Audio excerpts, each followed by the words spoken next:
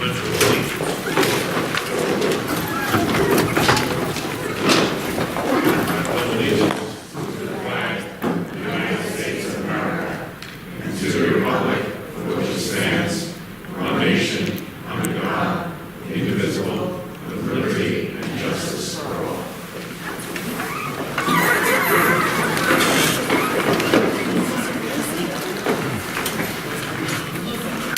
Good evening, ladies and gentlemen. Part of our presentation tonight, we invited for the first time, we sometimes have questions. In your budget and when you vote in May, you have to bear with me. I think the allergies are killing us. I got candies up here, I got coffee. My voice trails off relatively quickly. Tonight we have representatives of both the Comstock and Port Jefferson Library. We also have someone from the library system. They appear on our vote. We don't have anything to do with their budget. We extended an invitation. They were kind enough to join us. Deborah Engelhardt. Thomas Dolan. So if you have questions that relate to their portion, they're here to answer them.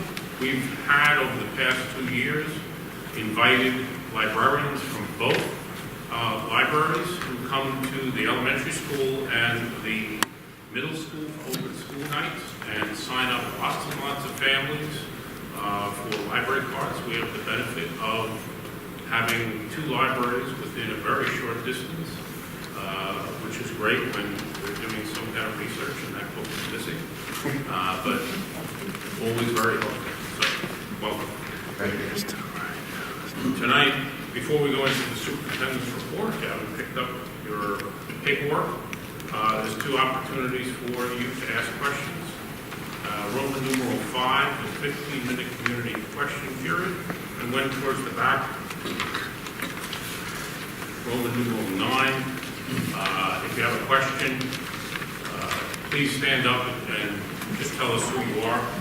We ask that you avoid using student names or staff names. If you have something that's very specific, you can come up afterwards and speak with the superintendent about that. We keep everyone to about 2 minutes and try to avoid conversation between different speakers. Questions should be directed towards the board. Sometimes we have some very good discourse, and I think it's helpful. That's basically our rules of decorum. We're not terribly formal. The superintendent's report and the budget presentation will be first up. Do you want to do the superintendent's report up here? We're down. Okay. So both of them will be with the audio, visual, and then we're going to go down to the monitor.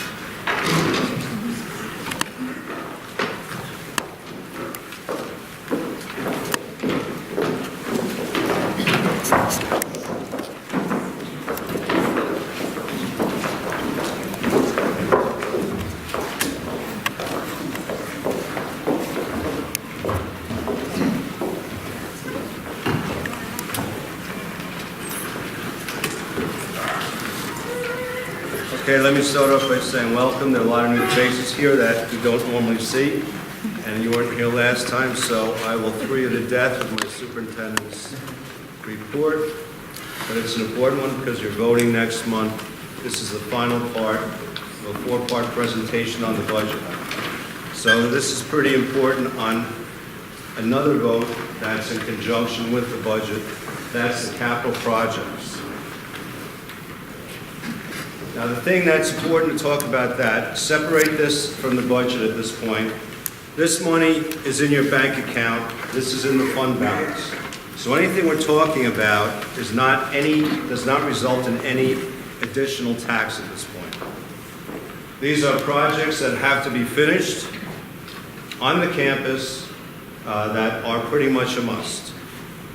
So nothing comes from you, it comes from the fund balance. Please remember that.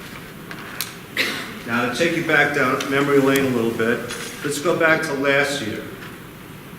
Last year, the board transferred $5 million from the fund balance. We were audited, We needed these things, and basically, safety and security was the name of the game.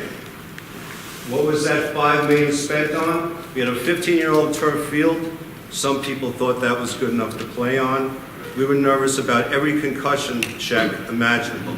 You talk about anyone in any school district, 10 to 12 years is usually the max for a field. We had 15. It was not safe. Kids were getting hurt. So the turf field was part of it. Bleachers, press box, field events. Fencing, we had 2 security assessments. Right after last February in Florida, we put a lot of things in place as far as security goes, including armed security guards. But the first thing, 2 security experts said, you need to secure your perimeter. You knew what some of the fence was like. You knew people around us had gates that opened onto the campus. There were holes, the fence was down. It was a mess. The fences have been replaced. And they're closed, gates are closed during the day. We have an armed guard on 25 end. So part of that, the fencing was very important. We had a high school roof, if you've ever been there during a rainstorm. It's very exciting. Last October, we had parents who almost were drowned. And garbage pails, everything all over the place. 1/3 of the roof. So when you add all that up, that came out to be a little below $5 million. It was spent, it came from fund balance. You did not get taxed on that additional. What else did the board do last year? They set aside $750,000 for future projects. That wasn't spent yet, but I'll be addressing it. So the $5 million was, those things are complete as we speak. $750,000 was put aside. What the board has decided to do, more money from fund balance, $850,000. So if you add last year's $750,000 to $850,000, you have $1,600,000 to spend. And what you do, the board sets aside the money. The public has to approve what we spend the money on. Last year, the community did approve those things under the $5 million. The community voted in favor of that. Now I will show you what we're going to do with $1.5 million. It sounds like you could do a million things, right? No, you can't. And then the extra $100,000 used for future projects. $1.5 million will be spent on 2 things. The second third of the high school roof, which has to be replaced, and the middle school right here. As you know, if any of you had kids in the middle school last spring and summer, we had to move the board meetings out. The kids were sweltering. We thought perhaps we were hoping, that was included in the bond project. It was not successful. So, but this has to happen. Surrounding classrooms, this whole area of the building was hot. We brought in fans. We did everything we could. We need to fix this. So $650,000. That is the original unit up there. I'm pointing up there. It's hideous. It's from 1976. 79. What is that, Pete? 79 work. Thank you, my historian. That's right, 1979. Students. It's still ancient. It's ancient.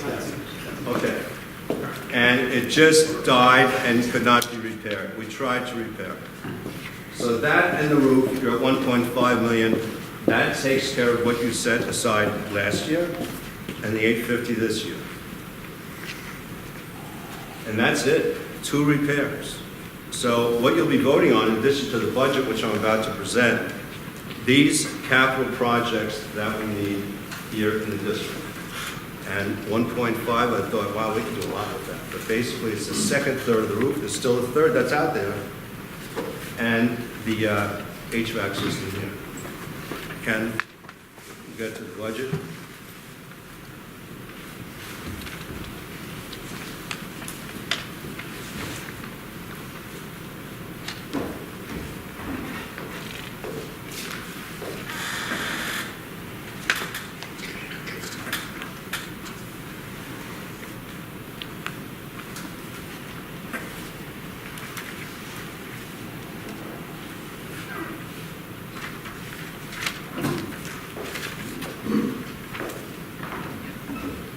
Some of you are new here. This is Ken, our Director of Technology.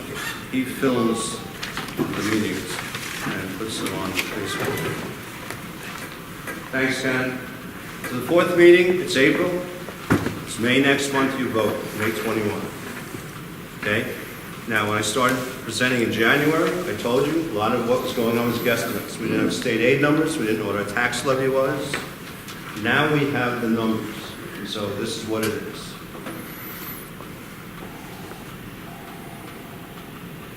We want to maintain all of our programs. We want to stay within the tax caps. That's our goal every year. Now, the last 3 years of budgets. You can see what the increases were over the last 3 years. 17-18 was 2.10 budget increase. Last year was less, 1.57. This year's increase is 1.34. So we're heading in the right direction, going down, rather than increasing it in large leaps. There was a lot of press recently that the governor put so much more money into state aid. Everyone made out like a bandit. A lot of districts were listed in the paper. Wow, all the extra money that everyone got. It's almost a problem sometimes when we are an average wealth district. We're not an above wealth district, we're not a poverty district. So you don't get a lot of aid being an average wealth district. You can look up here, and we got a little bit of increase in foundation aid, but it's a well-known fact. If you're a poverty district, you make out foundation aid. When I was in William Floyd, we made out in foundation aid. Here, not so much. Okay? Now, we can go through everything that's involved from the state, but if you look at the bottom line, and everyone made out well, did so well, the state aid, from last year to this year, our aid is less. Now, there is one reason, driving reason, I can tell you. The bond on the high school is paid up. No more principal, no more interest. So what does that mean when you pay your loan up? No more building aid from the state. It's all done. High school book is closed 25 years, paid for. So you can look at building aid and see what it used to be last year, 1.656 versus 1.168. That was a big hunk of the decrease, but you can see. Regards to the publicity, everyone said, well, you got a lot of state aid, what are you worried about? We got less than last year. Please keep that in mind. Now, what does all this mean? We told you what the budget was. This year it's a 1.34 increase. The tax levy, you must understand, every district by the state has a formula that determines what your tax levy is and can be. Applying the state formula for our tax levy, it's 2.168. So when you look at our revenues, note it, I just showed you, revenue last year versus this year were down. We had to, because of that, appropriate more fund balance, take more money out of our bank account so we can balance it out. You look at your assessments, you look at the tax rate, what the bottom line comes down to be is a $17 per month increase for average home. $17 per month increase. Now, how do all these things affect our fund balance and where we're going to go in the next few years? This is a 5-year plan. Look online and find any district that shows 5 years. You'll see 1 or 2, probably max.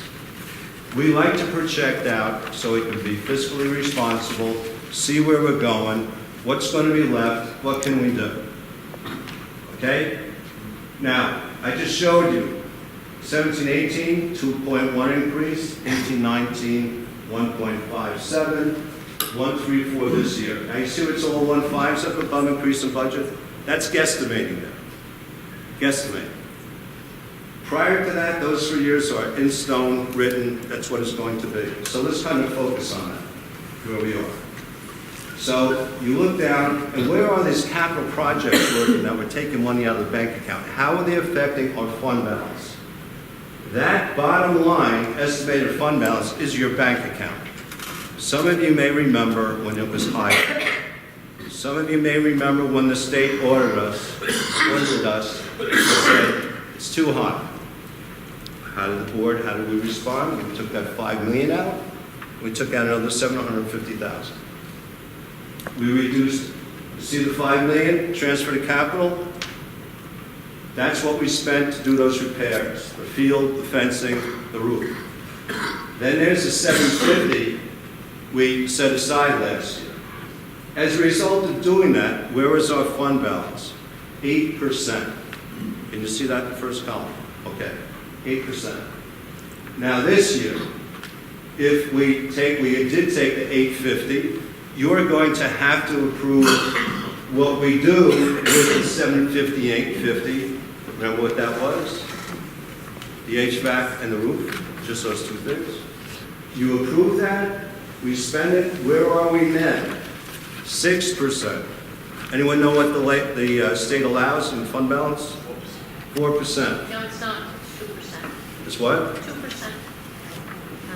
I don't know where that's from. That's the first time in my life I've ever heard of that. 4% fund balance. 4. Thank you. I don't really want to debate you here. I have library people who know money. I know I have a school district administrator here. That's 4%. I have our business soup here. Linda? 4. I stand corrected. You stand corrected? Okay, thank you. So, what were we always saying? I know Monica knows this by heart. Do we like the 4% number? Is it a lot? No, because the state, the legislature is always talking about increasing it, 5 or 6. You cut it near the bones at 4. But let's not even talk about that right now. The 850 coming out, going with 750, where are we now? 6%, right? So moving to next year, next school year, we take 600 into capital reserve, and where are we? 4.7%, where the state will be happy. We're not necessarily happy, because that's pretty low. Our bank account's lower. Now, do you notice after the 600 to the right, for the 3 years going out, do you see anything in capital reserve? No, because we don't have the money right now to put there anymore. And where is the fund balance? Below 4% at 3.8. So you have to fix roofs. You have to do that. We need to fix, I mean, you could probably think other things that you want to fix roofs, leaky roofs and things, but we need that HVAC system fixed. Have to fix that for our kids. Has to happen. We'll see what 600 does. You saw we can only buy 2 items for 1.5. But that is where we project, but it's guesstimate, I will tell you that. It's guesstimate that we will be going below 4% in a very short time.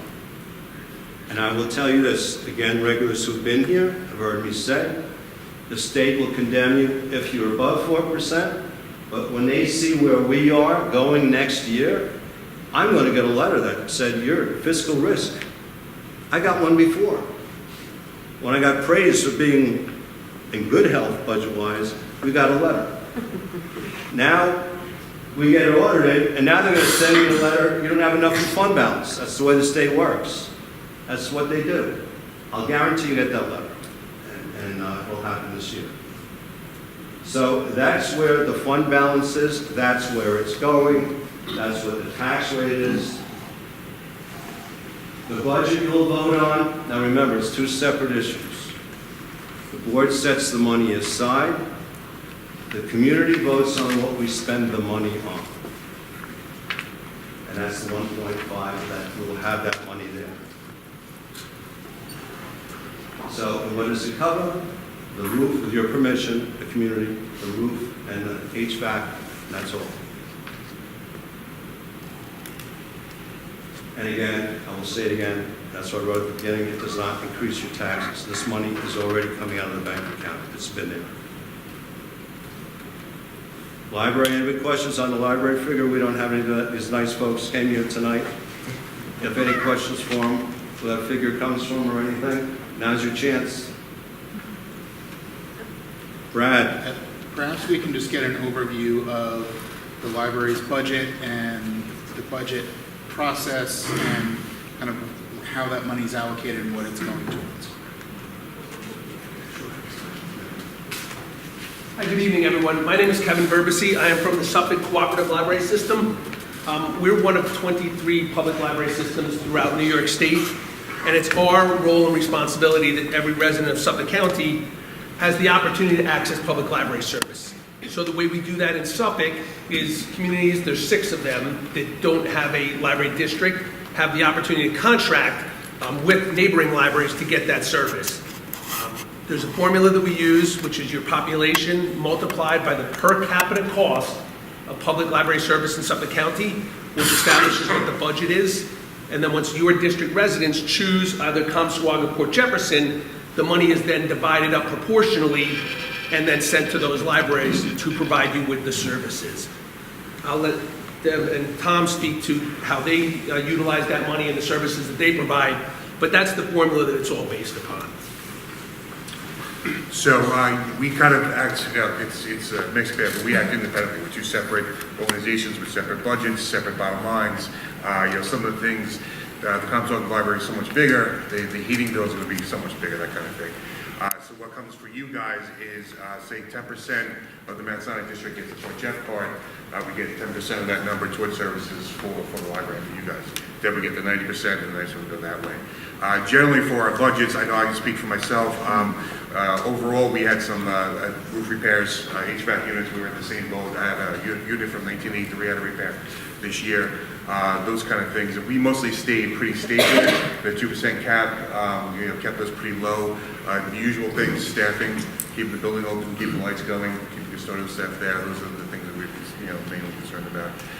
We didn't have too much crazy things on our budget this year. I don't know if you did. No, I was very pleased that we did get our roof replaced and all of our HVAC rooftop units replaced. One of them was from the 60s, and it did cost us over $1 million to do those projects. Of course, everything's publicly bid, competitive bidding. So just to let you know, as Tom said and as Kevin pointed out, we work together, and we are always looking for new opportunities to work with Mount Sinai School District. As the superintendent mentioned, our staff members are working with your kids and your staff members already, and we're looking to expand on that as any way that we can. We are always available to talk with anyone about our individual budgets. We have information on our websites, particularly at Budget Vote Time, and our budgets did both just pass in April. So we're here for you. Please come get your library cards and tell all your friends to do the same thing. Yes. Have you ever, you must, I'm sure, has there been a study on how the 2 districts split themselves between the 2 libraries? I mean, is it 50-50? Is it 40? Is 60? How many do you service and how many do you serve? I service about a third. It's about a Yeah, it's about a third, 70-30. It's about a 70-30 split. Okay. Yeah. And from Mount Sinai, I guess it's been since the 70s that the contract has existed. It's been, at least for the last 10, 15 years, about 80 to 89% approval rate on the part of the voters in this district. I hope that helped. Thank you. Any other questions? Just to clarify, I think I know the answer, but just to clarify, this 1.85 is Mount Sinai's portion for property tax assessments that supports both of your libraries, not Yes. the entire budget. Correct. Right, yeah, partial. So what does the total library budget look like? Well, we're separate. I'm about $4 million. And I'm somewhere over 5.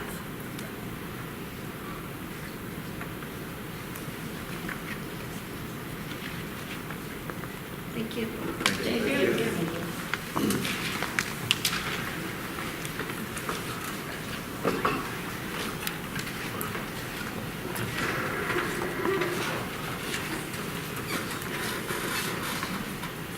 Now, here is a real good question. This we bring up every year, and I have to tell you frankly, it concerns me a great deal. When I know people, teachers who are interviewing now to fill retirees in science positions, when I talk to my colleagues, superintendents, when I talk to other teachers, And people are somewhat jealous and kind of in awe of our district. I definitely am. I've worked other places. I taught 32 years. I've worked some difficult places. I look at our music program. I look at our athletics. I look at our academics and what we do. And I don't understand why I've been harping on this since 2014-15. When you look at the registered voters in this fine district, that I was upset seeing 1584. Those were the good days. Last year, we had 962 people vote on the budget. That affects the kids of this community every day. Now, that, I don't know what to say. 962 is less than 10% of the eligible voters in this district vote. 962. Now, sometimes when I talk about, when people are silly enough to ask my career, me about my career, where I've been, and I mention Floyd, I kind of think, well, that's a horrible district. 4,000 people turn out to vote there on the budget. Say what you want about it. Say it's poverty level. Say they've got a lot of issues. Yeah, they do. A lot of problems. But out of 10,000 eligible voters there, 4,000 vote. We have great people in this community. We have great kids. I don't understand last year.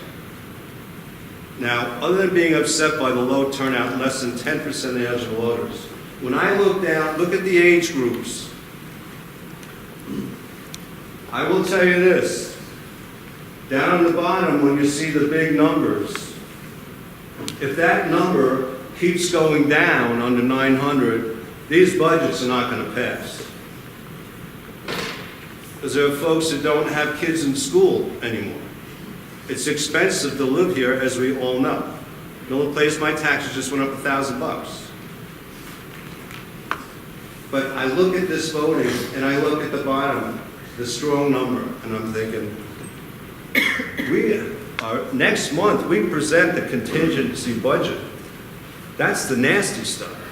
If this budget doesn't go through, there will be a great deal of things that will change. Because you have to pay for those things in other ways. And I hate to think about it. I was in Floyd when we cut $4.5 million, 22 staff members, music, 4th and 5th grade. Middle school went to 9 to 8 periods. The theater department was eliminated. It was horrible, horrible. And I don't want to go anywhere near that, but I don't know what to do to get people. We announce it, we put up signs, we talk about it, and you get 962 people. I don't get it. Like, one of the finest school districts, definitely in Suffolk County, and we rate against many Nassau County schools. I don't understand. But I got to tell you what, it's got to be alarming. I have a suggestion. Go ahead. Some districts will hold like a science fair or some type of like parent community night. Yeah, And we've that run gets- some events on and voting that, nights. yeah, that helps. But, It didn't help last year when I announced it at the music concert twice, and we got 960. no, I'm saying the night of the vote. Yeah, we did it the night of the vote. I sent people, We do leave a here, science fair go vote, every year. go vote. The PTO does a book fair that brings in lots of parents every year for the past 7 years. And I don't know, you know, I don't want to keep harping on it, but you all live here, invest here. And I think you get a lot for it. You have a very unique culture here. I proudly brought my colleagues to a cluster meeting here, and not many districts invite all those superintendents to walk through a high school and go to a room to meet. They were in awe of this place. Awe. And they call us Titletown. They have various nicknames for what we do, and we have had a lot of great success. But the biggest thing is when you're in the high school, and I've observed a lot, all day Thursday, Friday, Saturday, and Monday, I observed, and I was in the high school those days. I gotta tell you, I just cannot believe the culture and the kids in that place. In the high school auditorium, Lynn and I attended Eagle Scout awards ceremony where 6 Mount Sinai Eagle Scouts were named in one ceremony. There'll be more in June. Think of how small we are and the amount of, last spring, I had to write speeches for 6 gold awards and 2 Eagle Scouts. When I was in middle country, Principal in Newfield, I had 1,600 kids in that high school. In 2 years, I had 1 Eagle Scout. I don't know how we produce them, we grow them or something.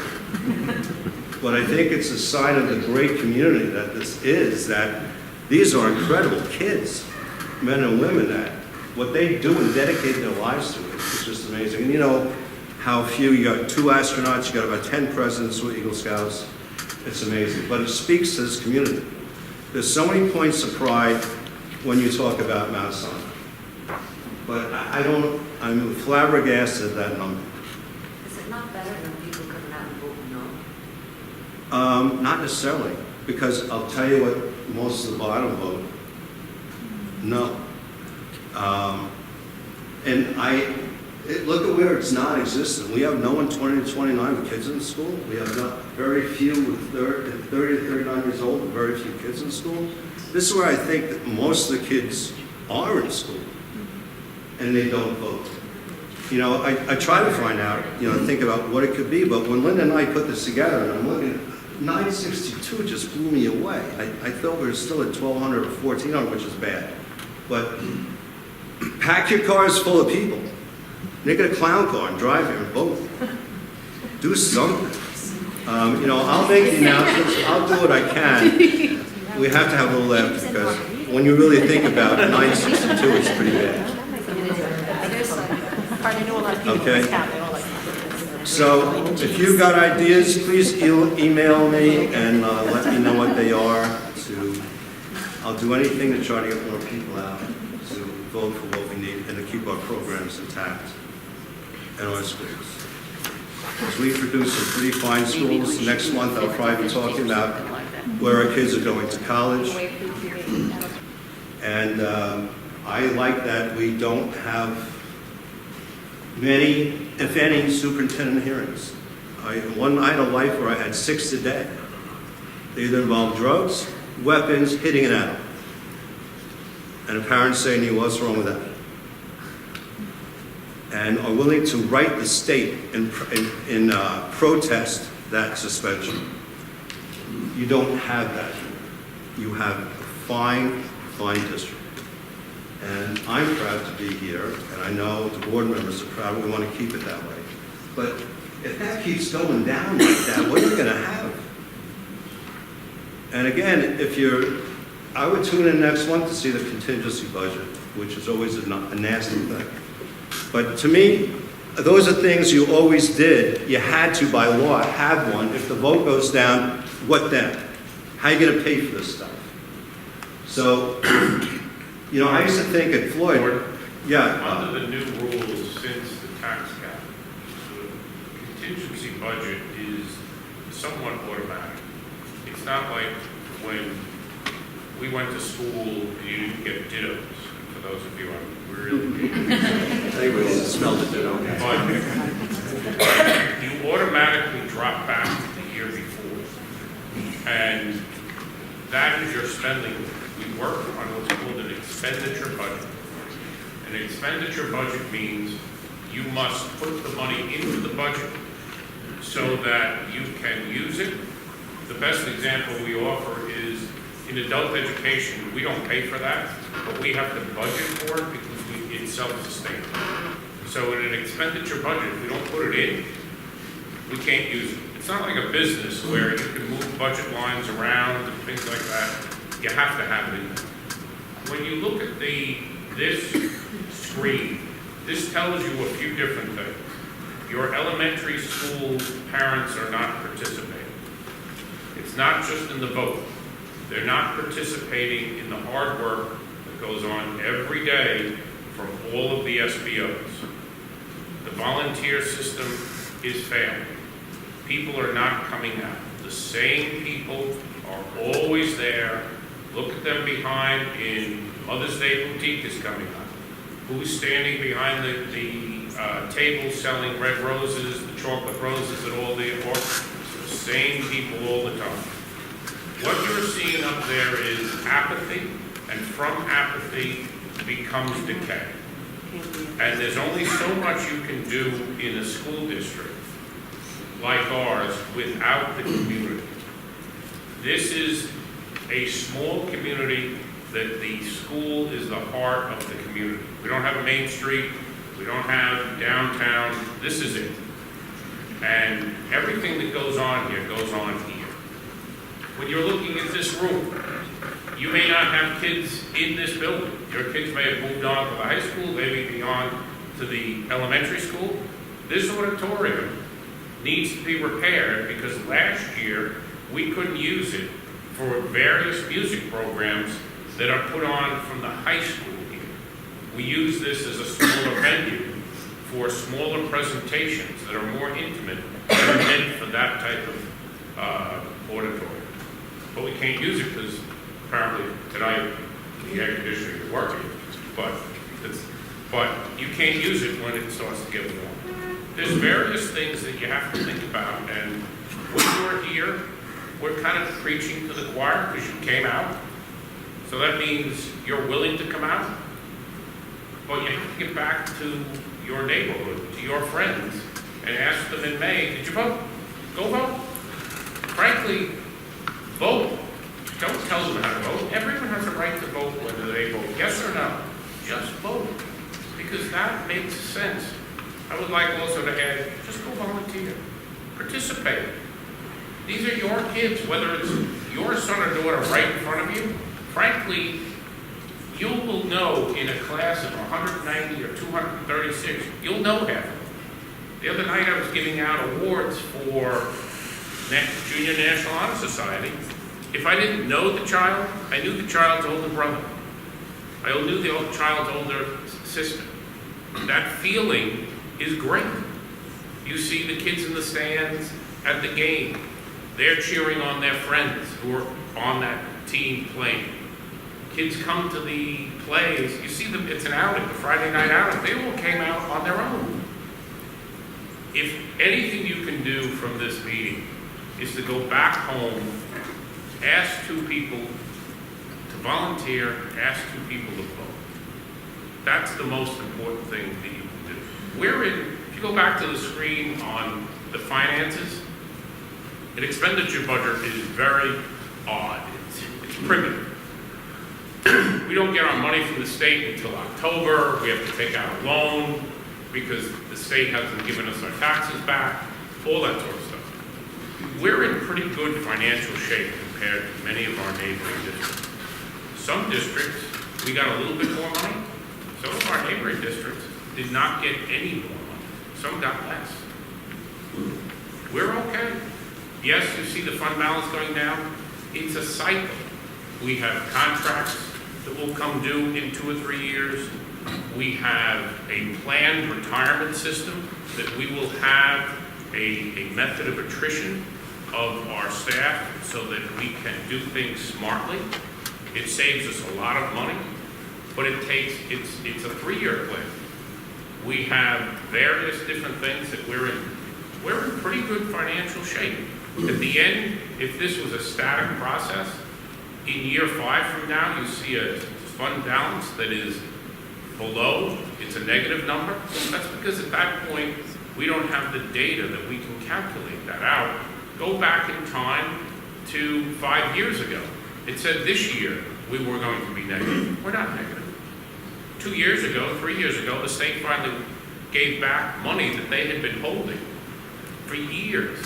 We get state aid on the school. We get state aid on the capital project that is going to be coming up. We get 60% of that, up to 60%, 63% back. I take that investment. But in that number, the state doesn't give it to you right away. They hold it. And for a period of time, they had something called gap elimination. And for a period of time, they had this calculation, we're going to eliminate the gap. It wasn't our gap. It was their budget gap. They were using educational money to fill those gaps. Finally, that money came to us in two parts. 3 years ago, we think in terms of, we're already in 1920, so I'm calculating. 3 years ago, we got 25%, and the next year we got 75%. Not all that we were owed, by the way. We were owed a lot more. But that came in all at once. That's why you see a spike in the fund balance. And the right thing to do with that is, we now have, that's your money, let's plow that into maintaining our facilities, doing what we do, and that made sense. It's that cyclical process. None of it works if you're not here participating. We may not agree on everything, but you're participating. We may not have the same opinion. You might not have all the right information, but you're here to ask questions. How many of you volunteered for whatever was going on in the school last week? Some of you can't do it during the day. There's plenty of things in the evening. I'm just going to say, if you go volunteer, you're going to vote. You'll see that vote night, the library is packed with kids buying books. The PTO goes there and sets up.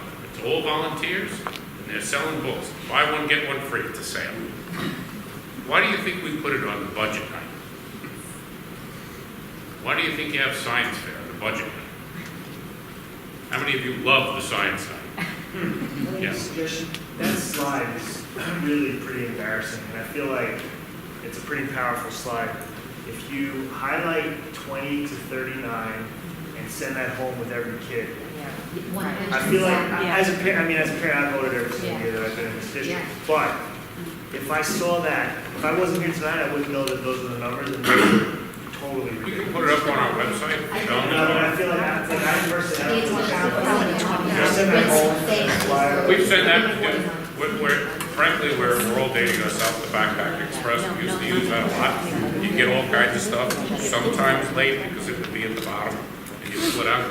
I mean, the elementary parents still we get stuff out of the backpack every day. We'll be happy to do that. We talk about it every year. We used to go to functions in the school, various board members, both at the opening of the school, and we actually presented that in open school night. And I know in the elementary school, I always volunteer for the elementary school. I point that out and say, all of you are new. You have to come out. So, we'll take that suggestion. But that's what's driving it. Just vote. Facebook is easy. Facebook is not true. Other than your pictures of, what you ate on your Carnival cruise, whatever you said, but Facebook is not influencing this. So often, I don't know what the sources are, what's going on in that. When you come here, first of all, when you come here, I just plain respect for you. I have respect for you to come here. Now, get people to come out. Thank you, Bob. Thank you, everyone, for listening to the budget. Are there questions on the budget in particular? We'll move on to the rest of the meeting. Oh, yes. Not on the budget, but on the voting day, how is security going to work? Security? Yeah. Oh, Is everyone going to have this? No, we shift two of them. We take one of our armed guards and put him in the wing. Well, I mean, though, when we come in through the gates if you come during the day, during the school day, you're still going to have to present your ID and everything. I mean, you're going to be stopped, obviously, right? So that's going to slow down traffic. I'm not getting all of what you're saying. She's asking if They have to show ID. we open up the gate Oh, full right. day, Oh, yeah. you're still Yes, going yeah. to come to the guard who checks your ID. You're still going to have to come in with an ID on the campus. Okay. The gates will be open, the front gates. Mm-hmm. The back gym for the elementary school is used. We use that for a reason, because we can seal that off. And we take one of the roving security guards, the guys you never see, and they go inside. The hallway. You'll see that when you come in, he sits inside, and those classes get moved in terms of, you may have some classes in there, but they're closed. Okay. Board, would you like to, Brad?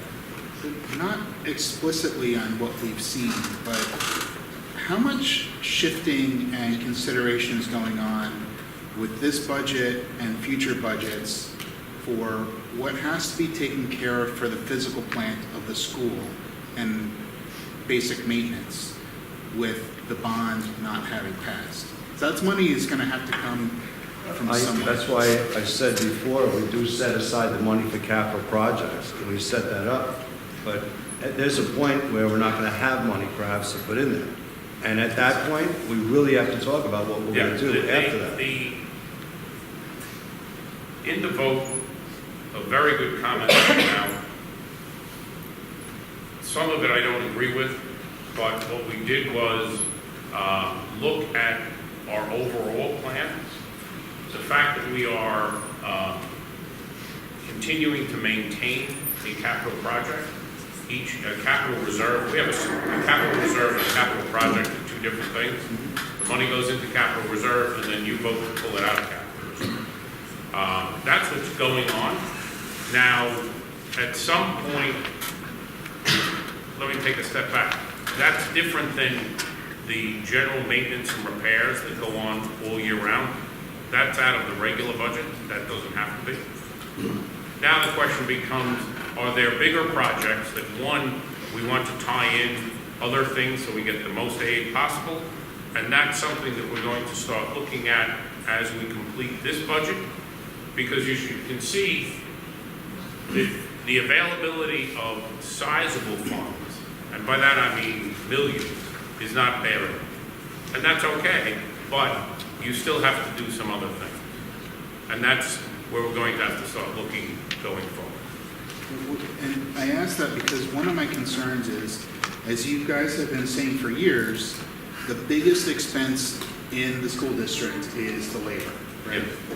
Yes. So if there's a need to maintain the physical facilities so things aren't leaking and roof tiles are falling down and things like that, the offset to take care of that thing seems naturally to be the labor, to shrink the labor force and possibly increase class sizes. And if it's kind of a trade-off there, that's, to me, that's not a great trade-off.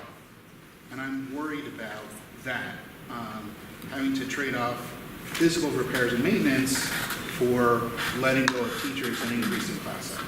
Two different things, it's apples and oranges. Staffing, while the big picture contractual agreement may have some monetary benefit one way or the other, the physical plant repairs do not come from staffing expenses. And there comes a point where you have to understand that we're functioning in two ways: providing the education of the children and the facilities. We're presently able to address some of these issues. Behind the scenes, you don't see some of it. We've already addressed not only the A-wing, the greenhouse, the library, all in that original project. We're now moving on to the next project. It's a larger project because it involves the auditorium. It's a bigger roof. The other roof is, while same age, we don't seem to have the problem or problems, but your point is well taken, but that's not where money comes from. That's going to have to be some from fund balance, and we will have to look at the other alternatives as we go forward. That's not the reason to diminish staff monetary. Well, just if it's a zero-sum game, in my thinking, and I'm not in it like you guys are all the time, but if it's zero-sum game, we only have so much money to go around, and if the building's falling apart, it can be a safety issue, right? And we have to maintain the safety of the students. So if we have to put money into here and it's not an option, where do you start looking at options? And one possibility in the minds, I think, of a lot of residents is you start accessing teachers and increasing class sizes. And whether that's valid or not, that's the perception, I think, of myself and a number of other people in the community, and we're worried about that. Well, it's a false narrative, and it's incorrect. Well, that's why I'm asking the question. It's bottom line, Brad, and you know me, I'm blunt. Yep. It's incorrect. So our section's Because- not being cut? What we're doing in terms of any staff adjustment, and most of our staff changes is coming from retirement, that's driven by population. That is not driven by any capital project, period. Capital project money cannot be used for staffing, and vice versa. It's like you have two different operational budgets. So anything to do with staffing, anything that in terms of is driven by the student population, and not anything to do with the prior bond, future bond, if there is one, or any of the capital reserves that are in there. Because the money that's coming out is coming from capital reserve that is a separate fund. So the simple answer is staffing has nothing to do with capital projects, period.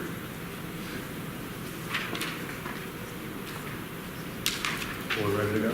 Sure. Thank you so much for coming.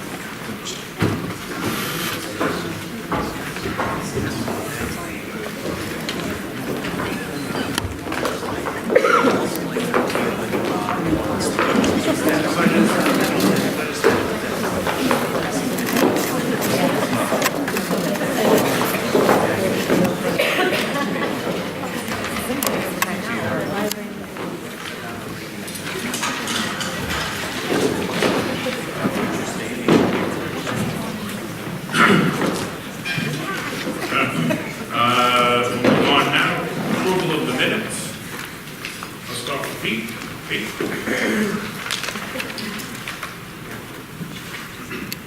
Approval of minutes. Resolved upon the recommendation of the superintendent, the Board of Education hereby accepts the minutes of the March 13, 2019 special meeting, the March 2018 special education board forum, and the March 20th, 2019 regular meeting as submitted. Thank you, Steve. Any comments? All in favor? Personnel, leave of absence. Anne Marie? Leave of absence.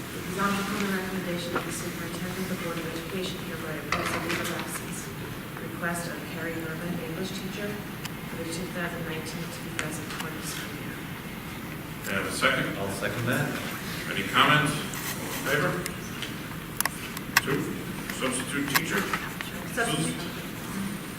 Substitute teachers, I left off this. Substitute teachers, resolved upon the recommendation of the superintendent, Board of Education hereby approves the following appointments. Dennis Ryan on March 25th, 2019 as a substitute teacher at $111 a day. Bridget Simonson on March 25th, 2019 as a substitute teacher for $111 a day. Andrew Lynch on April 11th, 2019, again as a substitute teacher for $111 a day. May I have a second? I'll second that. Thank you. Any comments? All in favor? At the end. You forgot section 5. No, this is her.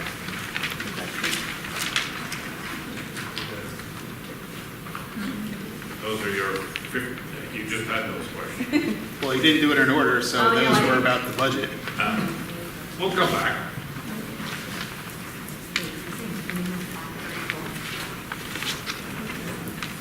Action item, education. Oh, I'm sorry. Did you already skip room numeral 5? Because they said, please raise your hand to be identified by the board. Was that the time for the? That was the time. That was the discussion of the budget. Can I speak? Is that okay? We're going to come back to that. At the end of the agenda? Yes. But you really didn't get the opportunity to say if anyone has any questions. We were talking about the budget. So I didn't Let me get to- finish what this section is, and we'll take a stop. Okay? Yeah, thank you. If I can just ask one thing, if when you get to sections H through L, these are not self-explanatory, so if we can get some explanation on those, Yep. that would be. Action, what do we leave off? 7 action items. Action items, special education. Karen? Resolved upon the recommendation of the superintendent, the Board of Education has no objections to the following special education recommendations and approves the authorization for the funds to implement the special education programs and services consistent with such as listed.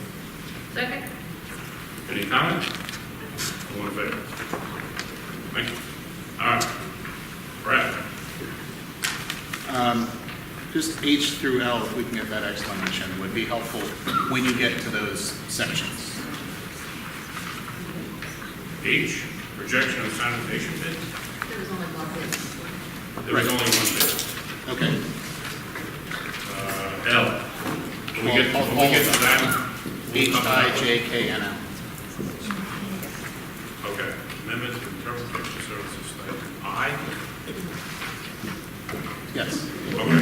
I is a discussion from last month that related to the term used, and we've corrected the term district resident liaison for when the Spanish-speaking staff is assisting in the district office. It's a term change. J, that is part of our retirement incentive.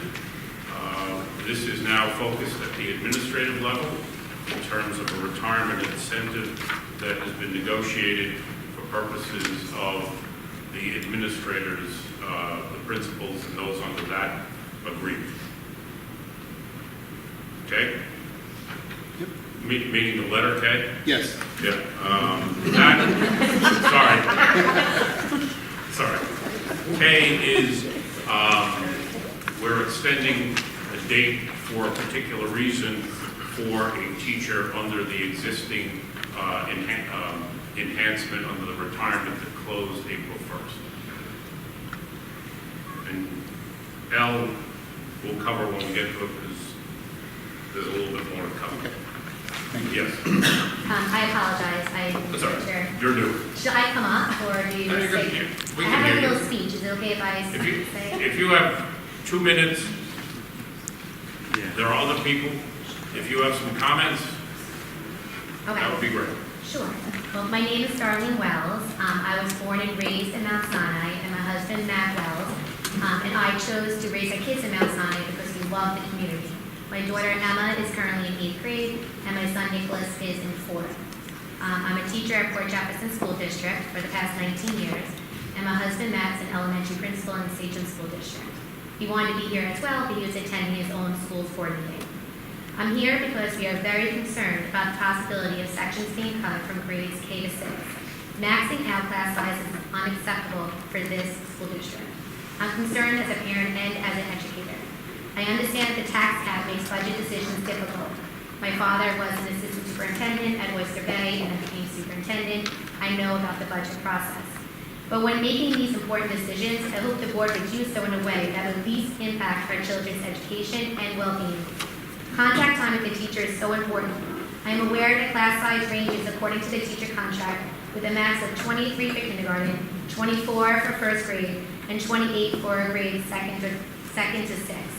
I am also aware that the class size exceeds the limit, and aid is provided for 1 hour per day for each student over the limit. Does anyone think that is sound educational solution for our kids? As a professional trained in the Columbia Reading and Writing Program for over 15 years, I was asked to come to Mount Sinai along with the Port Jefferson administration in November of 2014. We spoke to the teachers and to the administration about the Columbia Reading and Writing Program. Mount Sinai teachers also came and observed me teaching Columbia and as well as the math program.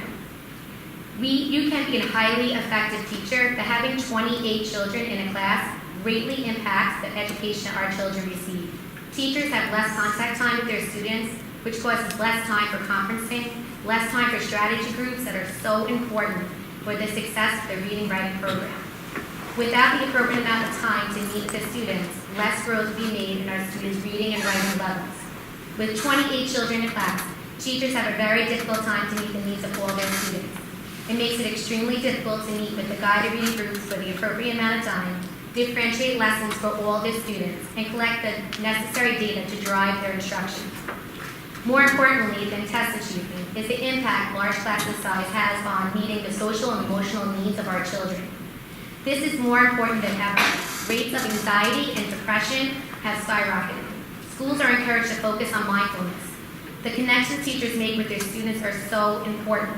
With 28 children in class, there is less contact time for the teachers to form these positive relationships with our children. As I'm sure that you are aware, right now, 4th grade has 5 sections. If we stay in 5 sections, it will continue to be 27, 28 per class. This is not a class size that all of us, and there's many, many more, are happy about, and actually feel disgusted that a highly respected, as I agree, district as Mount Sinai would even allow. We feel it's important to keep the 6 sections that are currently in 5th grade, which would make the class size 22, 23 per class. We have our children move to the middle school a year earlier than many of the surrounding districts. This is a huge transition year for all children. My daughter had a wonderful experience, but having a class size of 28, I believe, will impact my son's experience in a negative way. Even with smaller class sizes, having a 10-year-old, or some even 9, going to middle school can be very intimidating. I felt reassured that my daughter stayed with one class and rotated to different teachers specializing in their area. If a section is cut, then one team will only switch classes one time. This takes away the advantage of kids having teachers who specialize in certain subjects. Then what is the point of our children? Moving to middle school so early? Is it all due to space? Decisions should be made what is best for our children. As I mentioned, I'm a teacher at Port Jefferson School District, and we recently had our union be about our upcoming budget. We are staying under the tax cap, as well as facing cuts due to LIPA settlement. Our board and administration is supporting to not increase class size until it's absolutely necessary, and our class sizes are very small. They feel that it is so important and it should be the last thing that you impact. I hope Mount Sinai would have the same values. I'm asking the board to reconsider cutting some sections resulting in increased class size. Budget decisions should be made by those that have the smallest impact on our children's education. As stated on the school website, one of the core beliefs of this board states, the students of our community are the most valuable asset. I 100% agree with this, and I hope you keep this in mind when considering class size. I am not alone. I have people who are with me and many others who are unable to come tonight, and they will be emailing and getting in touch with you as well. This is something that we feel very strongly about. Thank you. Class size is driven by the student population, and there are 2 particular classroom sections that are being monitored by the district office, 2nd and 5th grade. Those are, ma'am, I just have to listen. Yes, I agree. Those are 2 areas that we're looking at in terms of the population. The number 28 you're referring to is a contractual number. It's not an educational number, it's a contractual number. Yeah. Those will be looked at as we go forward. One of the benefits that we have in K through 6, and I'll put it right out there, I've never been a fan of moving the kids up from the elementary school into 5th grade. It's something that has been an issue of mine since my kids went through. They were successful at it. I don't think there's any educational reason for it whatsoever other than space. That's just my opinion. And I agree. That's all there is. That's my soapbox for a moment. But those 2 sections are areas that we're paying attention to. We have the benefit over the past 5 or 6 years. We've had hiring of multi-certified teachers, which will give us some degree of flexibility. There was a time in July, I was away. Gordon called me and we added a teacher where we needed to. We have the flexibility if this becomes an issue, and that's the best answer I can give. We've been preparing for this change in population for a long time. The attrition has been very helpful because we've been able to make real big adjustments, but it's not in every class. In each class, and by class I mean year, in each grade, there are some bubbles that are still making their way through, and those are areas that we're looking at. 2 of the areas are the transition up to 5th and in 2nd grade. So this is addressed in the budget. How we have to deal with it, we're going to monitor.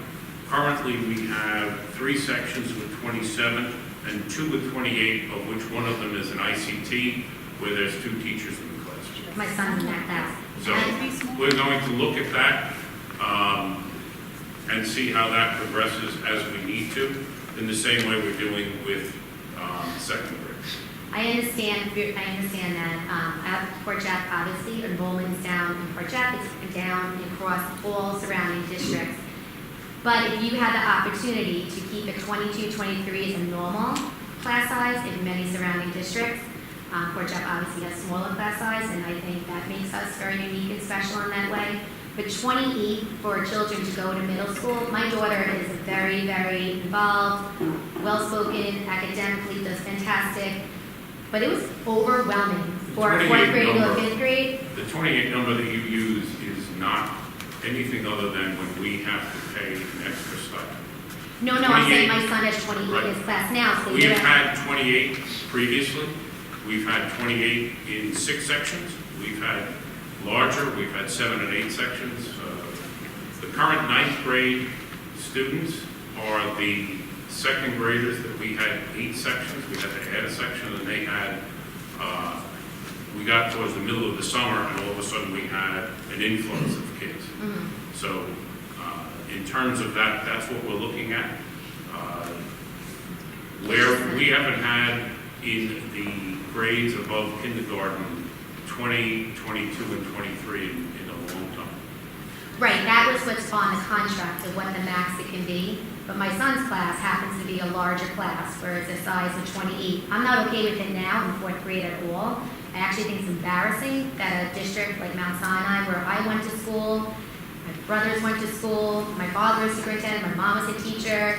I'm come from family educators. I chose Mount Sinai because of the values and what they had to offer. As you mentioned before, people are in awe of Mount Sinai, and I agree with that in many respects. I'm thrilled you're doing Columbia Reading and Writing. I think that's fantastic, and I support the teachers in that way as well. I find it embarrassing that we have 28 kids in a class for Mount Sinai. I understand other districts, they're very hard up. They don't have the funds that you mentioned. I know that fund, like when I'm talking with the budget, and I respect that. But there should not be 28 children in a class. Like, it's unacceptable for Mount Sinai. It really is, and it's disappointing. And if I think about my contract as a teacher from Port Jefferson, we're allowed to have our children come to Port Jefferson. And I chose not to because I loved Mount Sinai. My husband and I were both very nervous about our kids starting 5th grade in middle school. But again, my daughter had a wonderful experience. Keeping it as 28 when they're going to get lost. My daughter was crying about the locker because it was stuff. Crying about the stress of walking around finding things in the school. We've had classes of that size in the past. But that doesn't make it right. In the end, it comes down to, I appreciate your comment. We're looking at the 2 grades that have those issues. Those are contractual limits. They are not anything other than that. Yes? Go ahead. I said, as an educator as well, I do agree, and I think a lot of your points are well taken. I think, I know 28 has been successful, but I also know as a teacher of Columbia as well, differentiating is so important. You mentioned contact teacher time as being so important, and especially in the day and age of anxiety and mental health. And my son is going through a lot right now as a 5th grader. And the more kids that are in that are there, it's harder to help. So, I as a board member, I hope that we can look at it again and continue to support small class sizes in any grade. Thank you. I'm curious, sorry.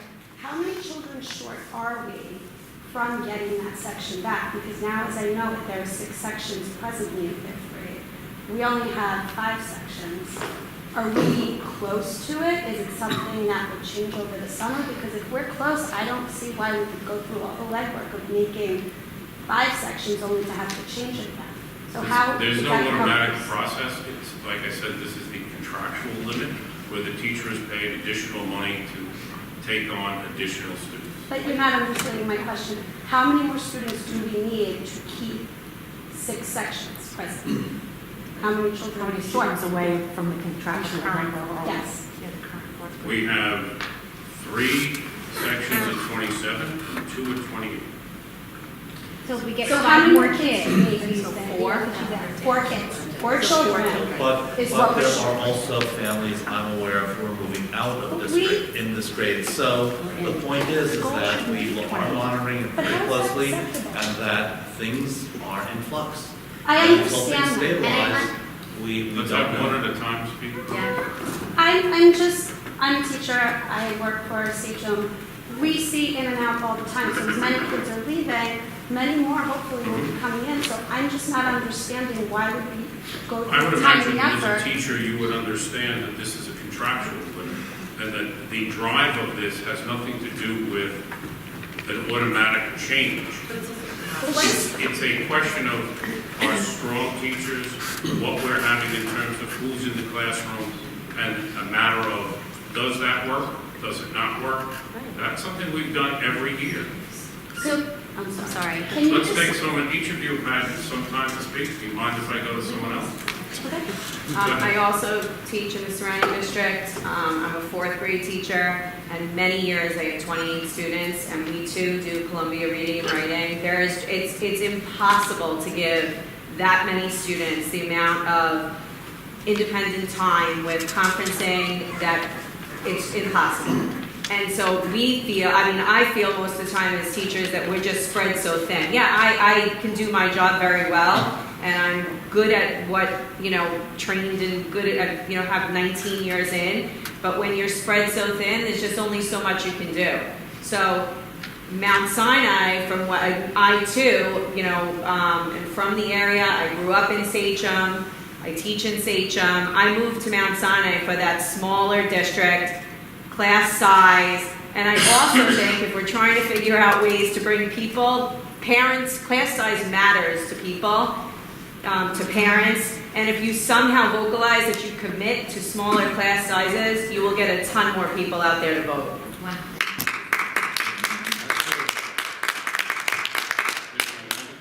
Hi, I'm a 6th grade teacher in a middle school as well, and I can tell you from experience that class sizes of 27 or 28 with kids, I teach 6th grade, with kids who are at the heightened emotional state in a middle school, it doesn't work. It doesn't. The kids are hormonal and they are emotional, and education in their mind comes second to their friends. And when you're trying to get their attention and you're trying to teach them what they need to know, the class sizes need to be smaller than what you would expect in a 4th grade. It's my personal opinion, but I really think that if you're hitting 27, 28 in a middle school classroom, the kids are not going to get what they need. Any other comments on this subject? I have a question. Go ahead. If you do cut a teacher down to the 5 sections, and then all of a sudden mid-year, we meet the enrollment for the contractual number, how do you resolve that? You get an 8 for An an eight. hour for half. But it Well, isn't there are outside, there are the ability to put an aid or a teaching assistant. The question really should be, how would we address a change in the population? And we've done that before. This isn't a cut, there are shifts going on, and we may have to rethink where those go. And that's basically it. This is what goes on as we move forward, and it's not just 5th grade, we're also looking at 2nd grade. And I understand that you've also had 27, 28 kids in the classes over the years, but you've also changed your program since then. 100%. And the program seems to require more attention. And it's an from what I can expensive see program. around. So I can only imagine the amount of time that it takes in the classroom if it's taking me that much more time. Well, to fair cover. comment. So as you change programs, maybe you need to change Well, class fair sizes. And it's expensive. No, I don't think, I'm sure you're not suggesting that you think large class sizes are good, or that there's any sort of study saying that the larger the class size, the more successful the kids will be. I think you're more likely to lose some kids. I'm not suggesting anything. No, I know, I'm saying, I don't think you're saying that at all. And I think that if 28 is the contractual number, that shouldn't necessarily be the goal to fill it, right? So what I worry mostly about is the mental well-being of the kids, because, right now my kids are both in 3rd and 4th grade and they're in a really good place. Mhm. By the time kids exit middle school, they either love school still, or they've made their decision that school is not for them, they don't really enjoy it. And I think when you have a class of 28, 29 in fifth grade, when they're already nervous, and then sixth grade, it just carries on, you know. I think there's a lot of factors with who the teachers are, what are the added staff that we have. Those are all factors that run through K through 6. And those all have to be looked at. Absolutely, I don't disagree. I'm just saying if 28 is the cap for oldies, maybe that's something to look at to reduce. Because the reality is, you know, I teach physics. It's a different beast than Columbia writing. But my classes of 32 that I have every now and then, it's all about management, and it's less about me being able to make a connection with 32 kids. When I have a class of 20 to 24, the relationships that I developed there, like those kids will come back to me years later and we'll have those same types of conversations. They don't happen in the class of 32 because it's management, you know, and that's what I think is going to happen with more on their plate. And as I understand, as you move, there at each grade level, there's some different issues that come up. Whether it's a lower number in kindergarten, what you do in first grade, second grade, what happens with the added issue of moving from an environment in the elementary school to the fifth grade. These are all pieces that have to be looked at in terms of our overall budget. It is not a place where if we go one way or the other, we don't have that flexibility to address because of how staffing can be shifted. We'll have to see how that works. When will you be making that decision? The district superintendent will look at how it progresses to see where we're going to go, whether it's in second grade, fifth grade, or what the other is going on in terms of the staff. So when will that, right, how it progresses, what time When frame do are we you stop looking looking at at the the progression? We don't Stop stop at until budget the classes start in September. So your teachers will not know where they are located until September? I don't speak in terms of teachers. I speak in terms of the students. We will speak in terms of what those students need in this budget. The budget can accommodate what we need for the students. So the budget can accommodate large, small class sizes. The budget can accommodate the class sections that are needed by the population of the students in that section. Because, And each of the pieces that you brought out are realistic pieces. right, In terms of, if we have, we've had a very odd year of enrollment, very low. And it has not been what has been typical. So we're in a little bit of uncharted waters because BOCES tells us one thing and it's not even close. So that is a factor. We have various staff who are cross-certified that can accommodate other positions that are presently being looked at. But we're also adding to special education teachers. Where those, without going into individual staff members, where those people come from allows us, probably more so than ever before, a great deal of flexibility in amongst that whole process from K through 6. And I think what it sounds like I'm hearing is that they want to know that we're not going to just cap out class sizes because that's what the contract says. 100%, right. Because at Port Jeff, it's 23. It's 25. The highest I ever had one time was 23.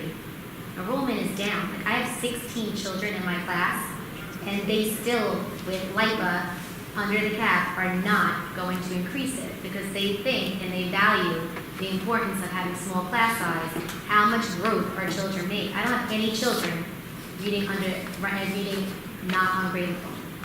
I have many friends who do live in Port Jeff and speak very well of your district. It's a wonderful district, but we value small class size. As do we. We I value hope our so. class, we value our students. We're not defining the class size. You're using the 28. No, I'm That's using a the 28 in my using son's class. I'm not using the tax cap. I just wanted to know I didn't say the where. tax cap. Not the tax, I'm sorry, that was wrong. That is what's on the contract. I'm using the 28, which my son has 28 in his class, and he is going to middle school next year, and I don't understand why a district like Mount Sinai thinks it's okay to go what it needs to contractually. I We didn't think, say that. You said that. no, you said it's a contractual thing. I said, when you're using the number 28, you're using a contractual. But I'm not, I'm using it as what currently is, and I'm not okay with it in fourth grade, I'm definitely not okay. As many, if these, like we have a petition signed by parents, we'll be emailing it to you, this is not something we're happy All with. right. In this subject, does anyone else have questions? I just want a clarification. Yes. So for next year, is the current budget for 6 teachers in 5th grade or for 5 teachers in 6th grade? We don't budget per grade.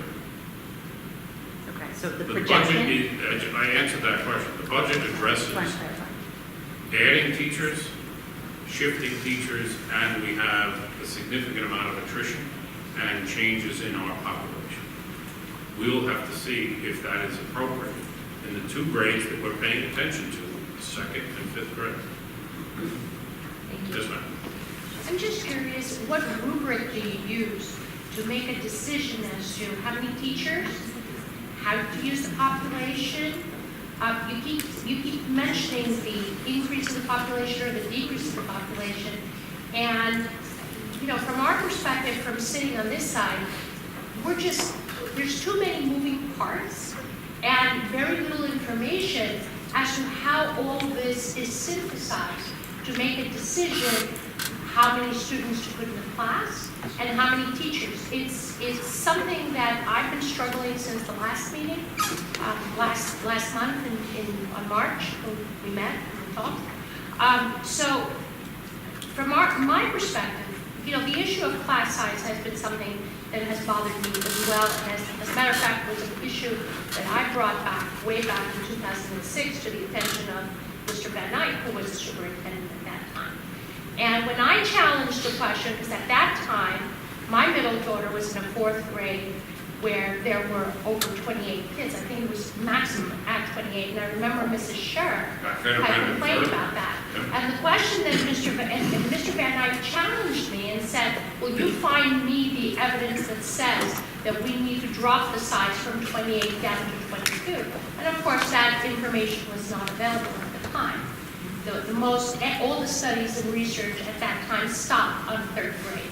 And basically, the average was either 15 to 16 maximum. But from my perspective here today and last month, and as I'm struggling to understand how the board is operating, I would like to know what rubric do you use, what standard do you use, what mathematical algorithm do you use that actually says, okay, we have X amount of students, this is how we're going to parse out the classes, this is how we're going to give the teachers. Can you share that rubric with us? I don't know of any rubric. So how do you make the decision? It's not a rubric. We How do have you the make the benefit decision? of, it's not a mathematical decision. We set a budget, but we seek the recommendation of the superintendent, who is a longtime teacher, who will give us opinion based on observations in the classroom. I understand. That will include going into the classroom and seeing differentiated reading and where it's working with that size class and where it may not. We have to go to the superintendent, and then he has to go to his principals as to what their recommendations are and how that will work. We don't use a mathematical algorithm. There's not math involved. Yeah, but you keep referring to the student population. You keep referring to how it's going up and how it's going down, and the drop in the student population. This particular year, the population has gone down. We're still in April, March. I know for a fact that there are families that are leaving the district, but those families will be replaced with new families. And I'm asking, you keep using the population as the basis for which you're making a decision to either increase class sizes, lay off teachers, excess teachers, and you just said to 3-4 times in this meeting, and I don't know how many times in the last meeting, you indicated that the population has dropped. And from my perspective, I'm not seeing the dots connected to where you arrived to the conclusion as a board, as an organization.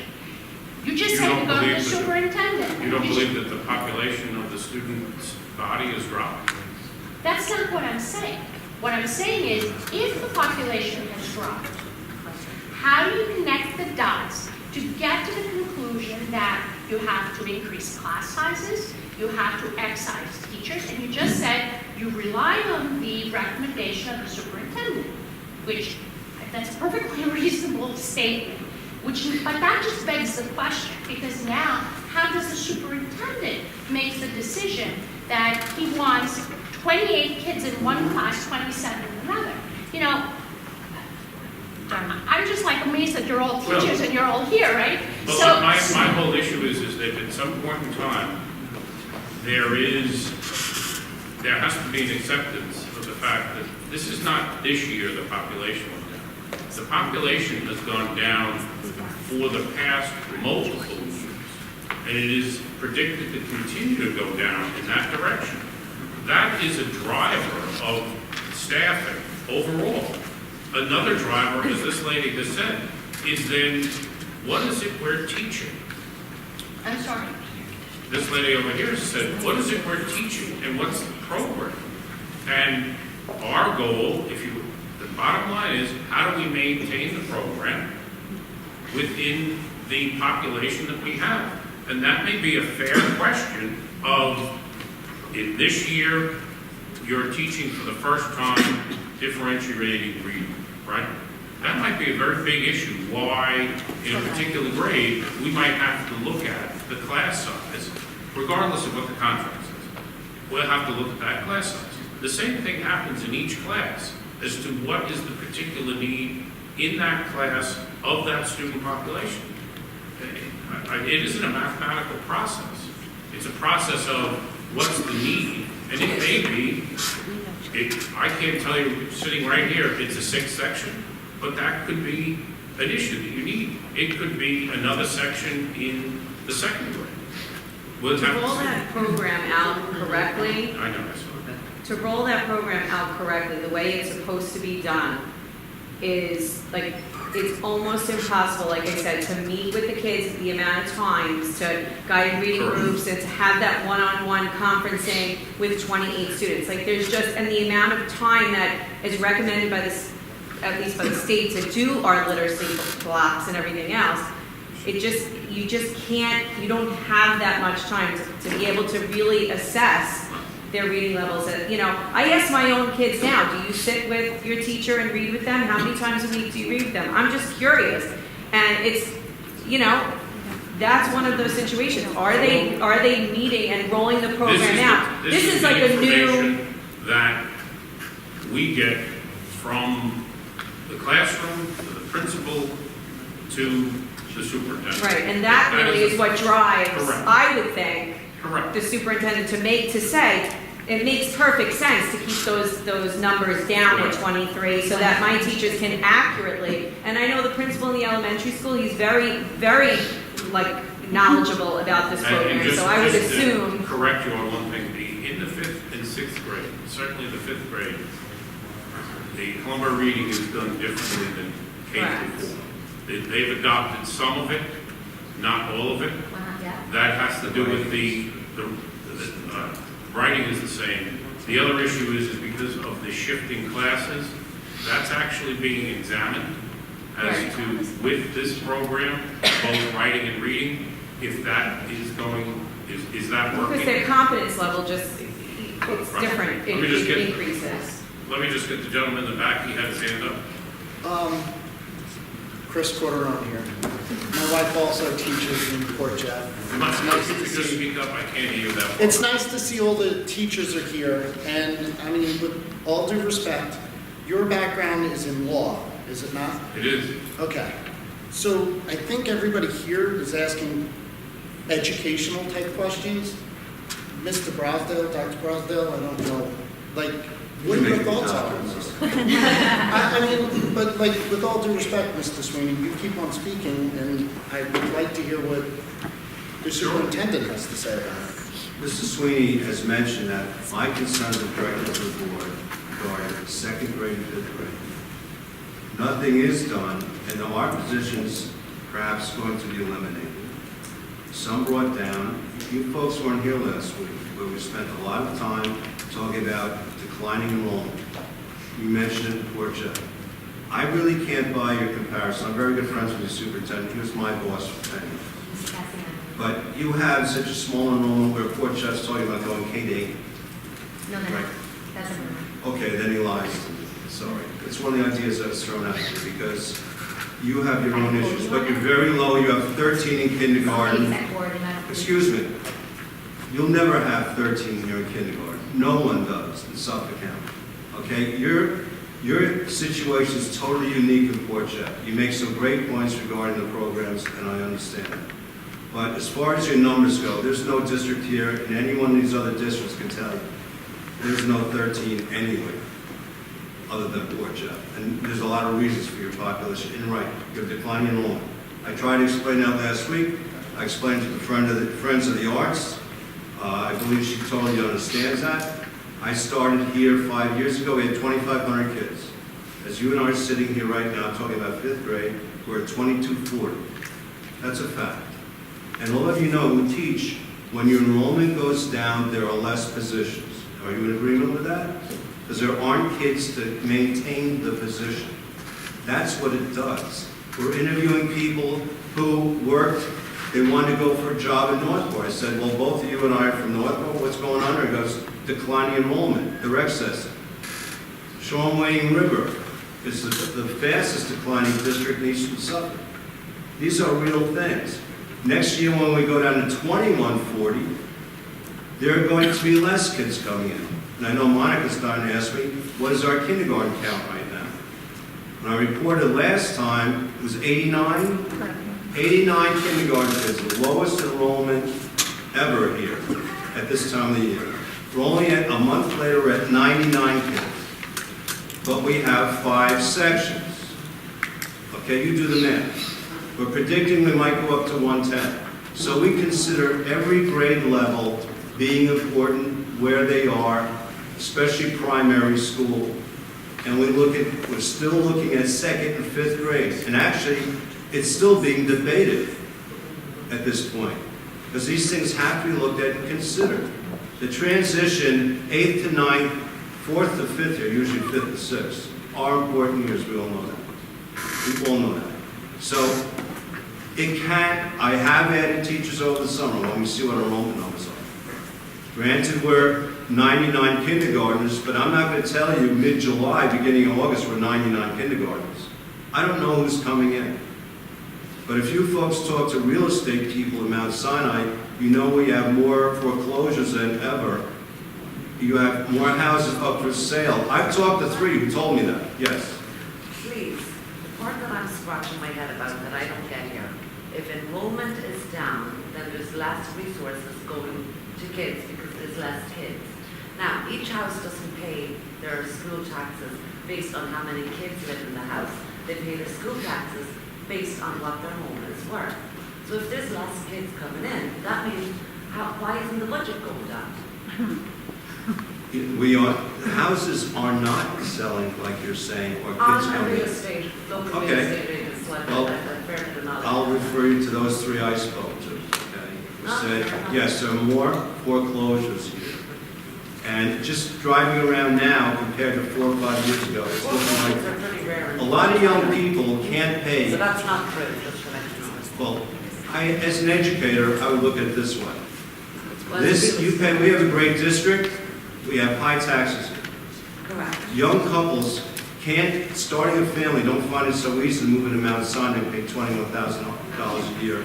And now you can only write half of that off. So to me, that makes sense to me. There are people struggling to keep a big house, the SUV alive, and to compete with But we're neighbors. still collecting the school taxes, because the school taxes are collected as per every house, not as per. But the taxes don't attend classes, it's bodies, it's kids.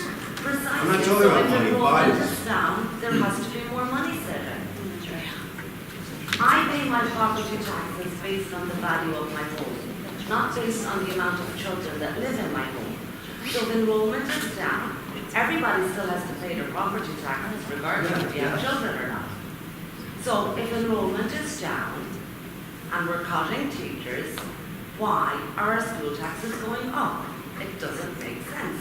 It's got to go Because one way or if you the look other. at the process of the No. budget, every year, there are added expenses, both in the contractual, the employment side, insurance. People go up. Right now, you're looking at huge increases in insurance, and all of the other operational aspects go up. Oil goes up, Electricity goes up. I don't know about your house, but my house isn't the same cost that it cost me 10 years ago to run.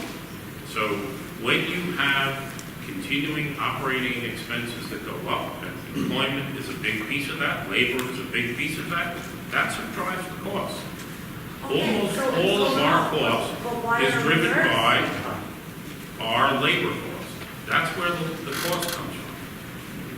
If you look at our budget and you look at the past 3 budget workshops, you'll see that there is a very, very small percentage that we have any type of leeway to address. It's all driven by staff. Yes, ma'am. And then we're going to move on to the rest of the presentation. Go ahead. I just have one more question. So it's not a matter of, like as brought up before, that if we're waiting on 4 kids to open up a section, because I've heard it like before, and just from personal experience, like it being said, like if we get 1 more kid, we can open a section. Like, is the decision going to be made based off of that, or is it based off of what's best for the kids? Because it seems to me if we're waiting on, like, if we need 4 kids to be able to open it, that to me is like a playing a game almost. You know, like, because I've lived that. If we get one more kid, we can definitely open up that section. Is that how you're viewing it, or is it that just, that's not true at all? I think the board, you gave the board a lot more to think about. I've given them input. You made a lot of great points to our teachers. You know what it is. I listened to you too, and Kerry, quite a bit before she came on the board. I taught secondary for a lot of reasons. I taught 32 to 35 kids in a class. And I didn't have a problem. If you can run it, no. In a high school, believe me, I still see those students from years ago, and they're 55 years old. We had great classes. If you knew how to teach, and you teach at an appropriate level, you'll have no management problem. I've seen it, I've witnessed it. I've been a principal 5 years. You can claim what you want. So you're saying in a high school class, no, I don't have any experience in a high school class. Okay. I'm in a 6th So I grade hope you class. accept my comment, because I was there 32 years. And I'm sure you were a wonderful teacher. I'm just saying that in a 6th grade classroom that I'm in. But I didn't say 6th grade. I'm listening But our to you concern is because you're 5th grade. teaching those grades, okay? I appreciate your comments. Yeah, I'm But I more can just. tell you, I think the I just 49 wanted to years say, of is it education, like, I'm Let's aware talk of the over each other. differences, okay? The bottom line is, you have offered some very good conversation on the topic. And we have 12 grades to deal with now. Frankly, in the elementary school, you can only deal with K through 6 because of certification issues. And they all play off each other. You ask sort of the question, we don't know what's happening with kindergarten. And we're looking at that, and that may have an effect elsewhere.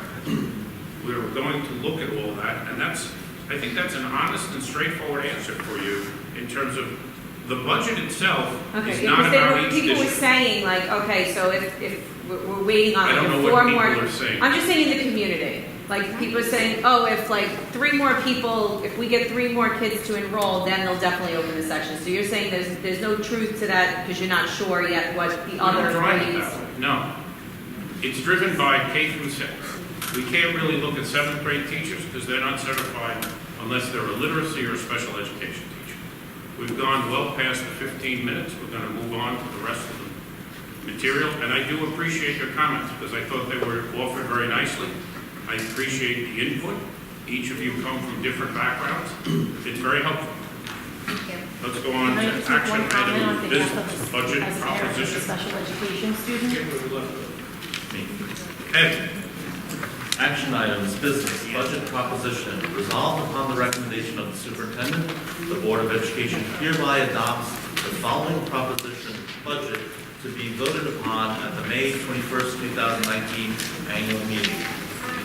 Shall the proposed budget of expenditures of the Mount Sinai Union Free School District for the fiscal year 2019-20 in the amount of $61,009,770 for the purposes shown in the statement thereof presented to, and at the budget hearing of said school district be approved, and the amount therefore raised by a levy of a tax upon the taxable property within said school district after first deducting the monies available from state aid and other resources as provided by law.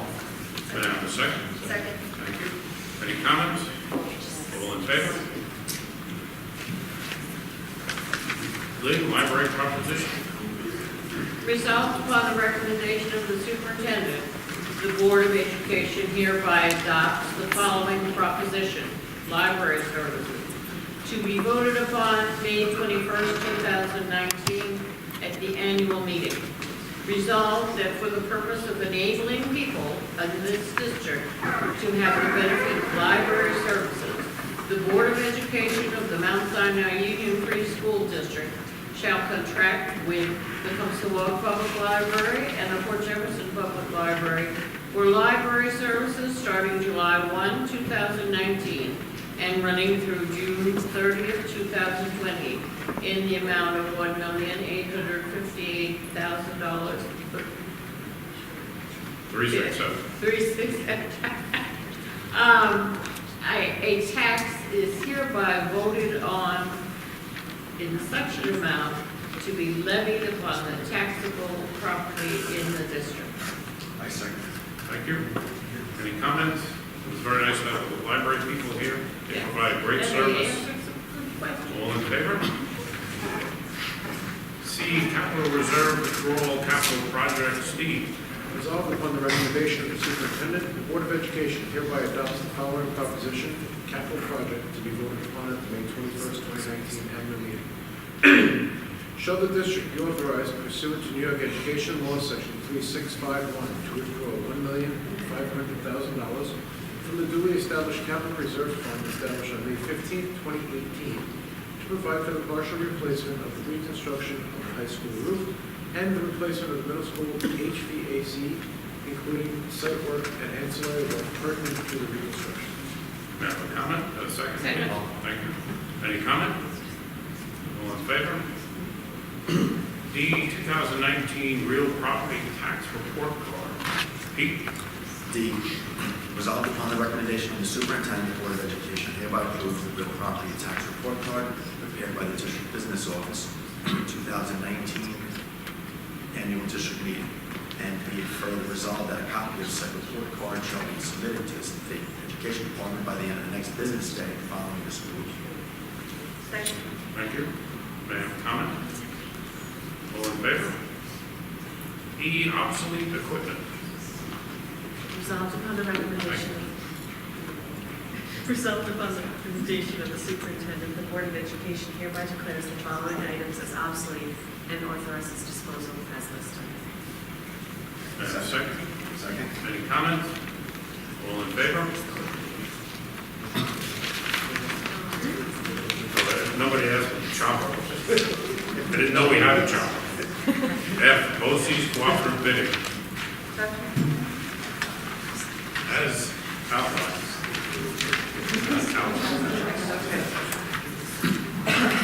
BOCES cooperative bidding. Resolved upon the recommendation of the superintendent, the Board of Education hereby approves the following resolution for BOCES cooperative bidding services as outlined below. I'll second that. Thank you. Can we have something? Yes, go ahead. This was started quite some years ago when I worked here as a school nurse. Before that, we used catalogs and we did our purchasing as best as we could. And, but once this program started, because it pooled all of the Band-Aids that needed to be bought in the whole area, our budget started going down because of the fact that we were pooling and we were getting much better prices. So this is a really good thing to be doing. And we don't always get it from the same company, but the quality is still the same. So I certainly appreciate this. And it's not just Band-Aids. No. The BOCES contract actually covers a variety of different things. It's part of the shared services process of BOCES and also a lot of the municipality bidding. It cuts down a lot of the cost of bidding by each individual school district, putting out bids and bids on the processes. So it's very helpful in all aspects of procurement, from facilities, health and safety, all different. All in favor? G, championship rings. Championship rings. Resolved upon the recommendation of the superintendent, the Board of Education hereby acknowledges the following individuals, organizations for the purchase of championship rings from Jocelyn's for the varsity wrestlers. South Shore Chiropractic, Michael Campo, in the amount of $500. Second. There over a comment. Mike Campo is an avid volunteer and just continues to support the school district with his chiropractic services over in Farmington. And the wrestlers were state champions. Big opportunity. Thank you, Mike Campo, for your Thank you, Mike Campo. All in favor? H, rejection of sanitation bid. Quinn? Yeah? Lynn? Yeah. H, rejection of sanitation bids. Resolved upon the recommendation of the superintendent, the Board of Education hereby rejects the bids submitted by Winter Brothers on March 21st, 2019 for sanitation services. Do I have a second? Thank you, Steve. Any comments? We covered this already. All in favor?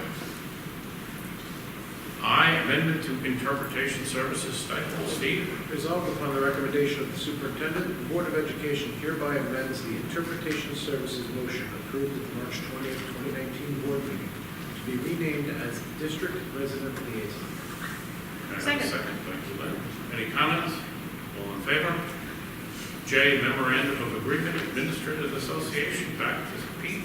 J, memorandum of agreement, Administrators Association, resolved upon the recommendation of the superintendent and Board of Education hereby approves the memorandum of agreement with the Administrators Association dated April 17, 2019. Do I have a second? I'll second that. Any comments? All in favor? Okay, memorandum of agreement, Teachers Association. Anne Marie? Resolved upon the recommendation of the superintendent, the Board of Education hereby approves the memorandum of agreement with the Teachers Association dated April 16, 2019. Do I have a second, Steve? Thank you. Any comments? All in favor? L, scope membership. Resolved upon the recommendation of the superintendent, the Board of Education hereby agrees to join Scope Education Services at no cost to the district for the time period April 18, 2019 through June 30th, 2020. Do I have a second? I'll second that. Gordon, could you go through that for us, please? Scope offered us 2 free years of membership. What that gives us with no charge is a $500 scholarship this June, a $500 scholarship next June for our students. It gives professional development opportunities for our teachers, and gives legal services. For example, the New York State requirement for sexual harassment training. We get that free versus paying a service for it. So if we don't like it after 2 years, we just don't want it, we don't join it, it costs us nothing. We have scholarships, legal services, and PD. Thank you. All in favor? Great. Questions, just general questions. Anything else? Brad? I think it was 2 months ago or 3 months ago, there was some discussion about the elementary school roof having some leaks, and that those leaks were, the roof was still under warranty, and the current contractor for the high school roof had identified what the problems were, and they were being fixed. I understand that in the elementary school today, there are still leaks present, and there are buckets around and things of that nature when it rains. What's the progress on repairing the elementary school roof? And do you have progress report on that at all? Have to email you, Brad.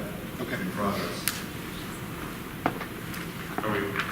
I have a comment and a question. So my comment basically is we're looking into next year. As many have already said, I would certainly ask the board and the administration to look at class sizes and come up with an optimal number, instead of accessing teachers and trying to keep them and have lower class sizes if we can. The other question I have is what is the process for accessing teachers? Is that something that comes to the board? is that an executive meeting? I couldn't find anything about it in the contract or in the policy as far as how that process works. If I may, we start with staffing meetings. Mr. Dyroff runs those meetings. He looks at all the classes in every building, the high school, the middle school, elementary school. We look at our enrollment numbers. Yeah, I don't know why, I don't think people are hearing that, but that's a big factor in every district. How many customers come to your school? How many kids are in a class? Then we go, if we see critical situations, as we mentioned tonight, where we're looking at second grade and fifth grade. And again, I want to thank the folks for making good points, delivering those points, giving the board a lot to think about. And you have. And you hit on a lot of the things that we already brought up, and we expressed things that the principals were feeling as well to the board. We've been discussing this for months, and we do watch the numbers all summer, because in Monica, you're a numbers fan, and you keep track of how many kids in classes. So you hear us report on it all the time. And I've had to add the kindergarten section before. The board is seriously talking about the second grade and the fifth grade, and I think you folks are on the money with your points, and we have a lot to talk about regarding that. But we are, and we've talked about it for a few years, we're going down in numbers. You know, we are. I understand all that, and I know all that. I'm just saying, instead of accessing teachers, could we possibly look at having lower class sizes? And I realize it's a budget thing, it's my comment. And I guess my real question though is when you get to that point of you are going to be accessing teachers, we know inevitably that's probably going to happen if enrollment trends the way it is. What is that process? Is it something that's discussed here? There's two things to come to that first. One, as of April 1st, in the it's referenced here in J, but that's a particular amendment to an original MOA.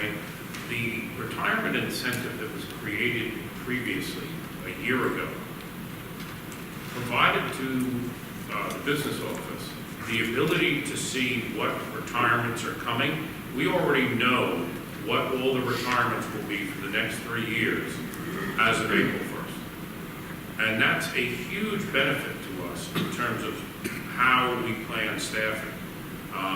We've had a very sizable number of retirements.